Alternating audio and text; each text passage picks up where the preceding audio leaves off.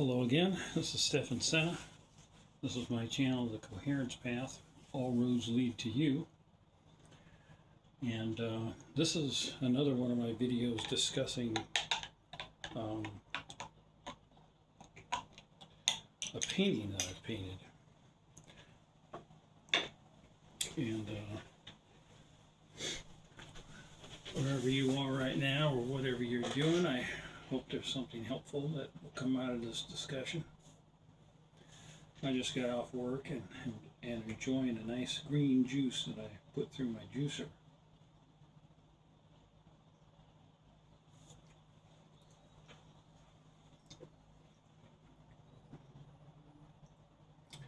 A quick summation: in '97, after a couple auto accidents and a diving accident, I spent 3 years in bed, had a near-death experience, and started painting. Before that, I had no interest in doing art at all. But anyway, you'll have to look at one of my near-death experience videos to get the full story. It was quite interesting. But anyway, since then, when I ask the word, what do I paint, I get a visionary experience, and this is a painting about one of those. I remember this one specifically. What I was doing, I was meditating, and I was probably, I don't know, halfway through the meditation or so, or halfway into it, whatever. And I had this spontaneous experience. I was out, I didn't have a body, I was floating above a shoreline at a long beach. I saw a really bright light in the sky, and I could feel the communication from the light in the sky. Basically just unconditional presence, love, neutrality, awareness. And I saw this ocean below.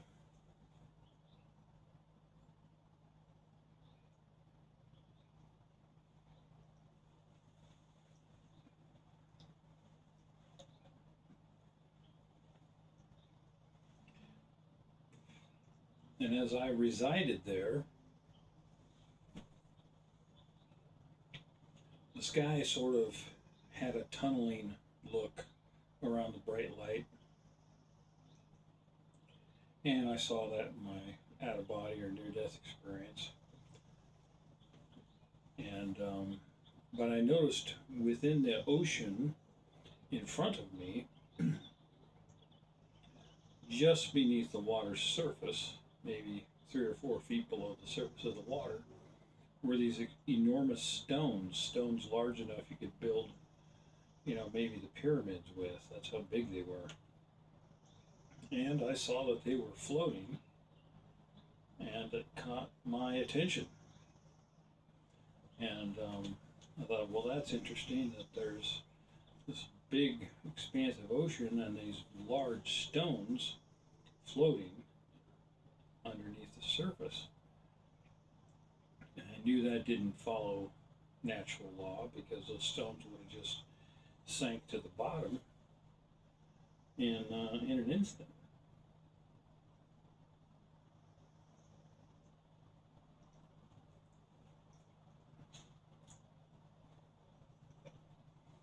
But a voice from that presence in the light telepathically said, focus on one stone. And so I looked down and I focused on one particular stone. It was, in this picture, would be the second row in, about the second one from the left. And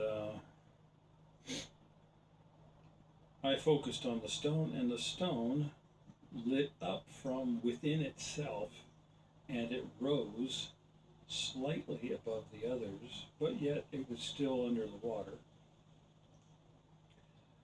but it lit up, and it was kind of like a television screen on the side that was near me, facing me. And I saw a memory of mine unravel from my childhood.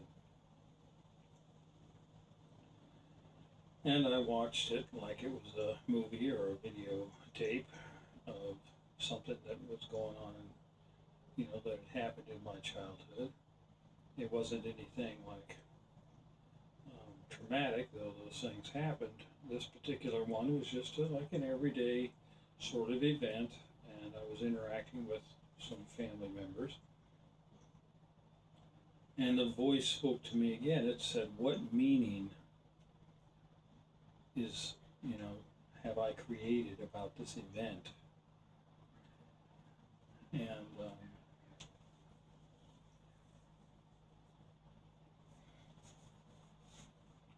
so, in my own state awareness, I realized that in that event, I was placing meaning on everything. I was placing meaning on myself as a child, on my family members, on the value or lack of value of the memory, what happened in that particular memory, and so forth. And then when I was done looking at it and contemplating it, the image went away, and the stone turned dark again, and it sunk down below to the same level as the rest of the stones.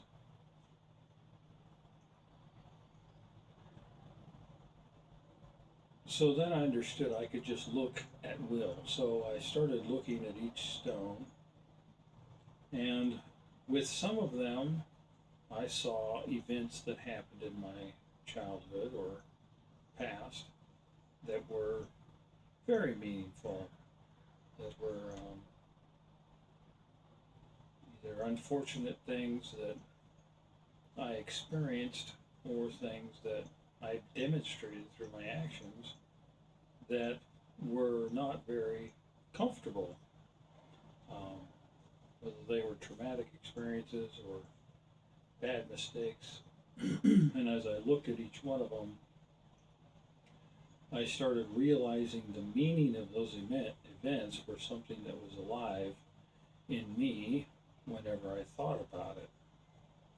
That these stones were dormant and quiet until I looked at them, and then they became active and alive with whatever meaning and memory resided within the stone. And this went on for a while, and at the end of the visionary experience, it was sort of telepathically shared with me that I was the creator of my own experiences and their meanings. And the emphasis was on the meanings, in that life is full of different experiences, some of them to our choosing, and other ones that, we didn't choose. They just happened, and then we lived them, but how we move forward from those events, that's the meaning we placed on those events. When I was a kid, I'd ride my bike, and I would wreck all the time. I was always skinning up my knees, my elbows, my hands, my face, and I didn't give a hoot. I didn't care. I was so excited to be on my bike. I loved riding my bike. And whenever I fell over, I was like, well, I'll just get back up and keep going. Unless it was something that really substantially stopped me, like an injury. And that happened now and again. But it was because that was the meaning I placed on it. Well, it was all part of the fun of riding a bike.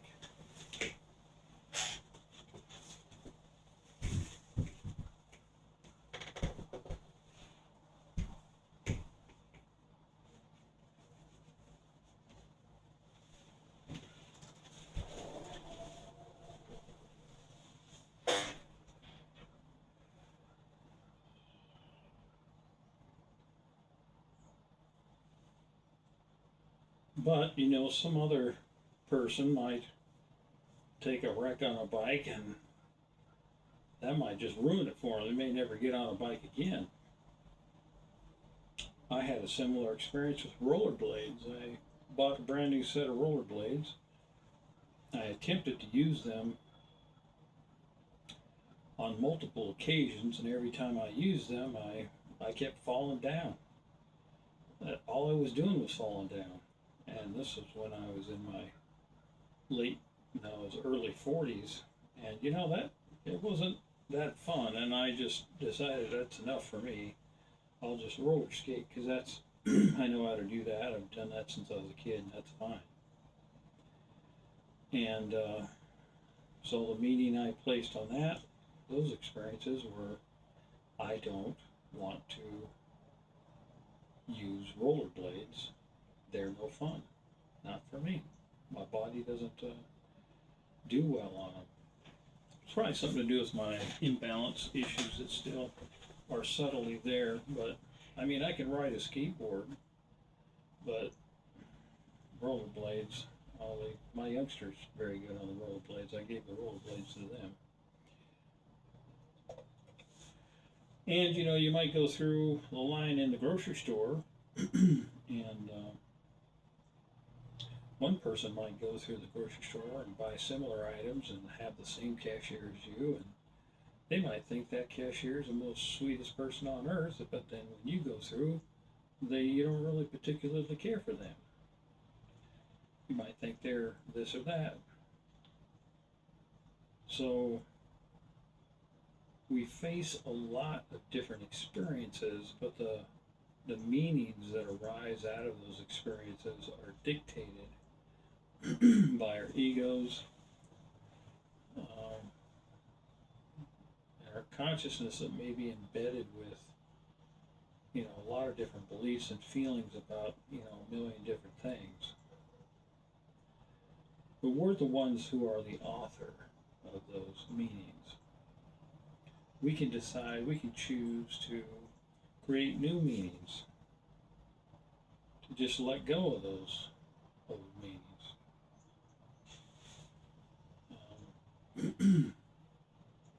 That's our free will.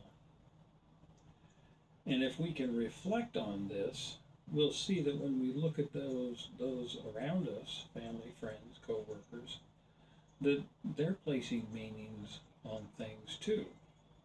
And they may differ from our own. And that's sometimes where conflict arises. And as I sat in meditation, I still remember this, this vision well, and it was such a beautiful experience. The light in the experience in the sky was so welcoming and so accepting. There was absolutely no judgment. It's just like, oh, I'm just here to let you see how you create meaning. And that's all. It wasn't judging me at all. It was accepting that any meaning that I created was perfectly fine, and but that I was the author of it, that I had the power to decide how I felt about it, and so I took this information and I, like a scuba diver, I dived into the depths of my own consciousness and I started asking questions. What kind of meanings am I carrying with me? And if we're carrying meanings with us that, if we find they no longer serve us, let's say that we are carrying anger around because we had an alcoholic parent, or we're carrying regret around because we said something stupid or did something stupid, or whatever it is, then we can look into those meanings that we have within ourselves. Like maybe I'm not a good person because I did this, or that person's not good because they did that. we can ask ourselves, well, are those meanings that we have in our consciousness relevant? Are they valuable? Do they add to our own growth, understanding, and awareness? Or are we holding on to them just for the sake of, you know, having some angst about the situation, or because we want to feel bad about ourselves because that's what's comfortable. We're scared of just becoming who we possibly could be just by being caring and loving first to ourselves and then to others around us.